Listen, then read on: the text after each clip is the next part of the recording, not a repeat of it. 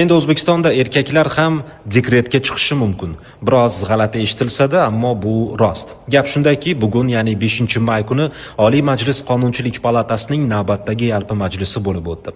Unda ko'rib chiqilgan va deputatlar tomonidan birinchi o'qishda qabul qilingan qonun loyihasiga ko'ra, farzand tug'ilganidan keyingi 1 oy ichida erkaklarga ham 5 kunlik ta'til berish nazarda tutilmoqda. Bunda ana shu erkakning oylik maoshi saqlanadi.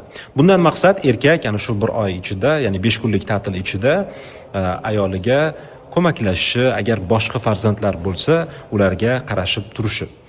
Bu juda ham kerakli qonun va juda ham to'g'ri tashabbus mening nazarimda, chunki ayol kishi farzand dunyoga keltirganidan keyin ham jismonan, ham ruhan juda ham bir murakkab, qiyin ahvolda bo'ladi va bu paytda ayolga yordam, ko'mak har qachongidan ham ko'ra ko'proq zarur bo'ladi. Shu nuqtai nazardan men bu qonunni to'liq qo'llab-quvvatlayman.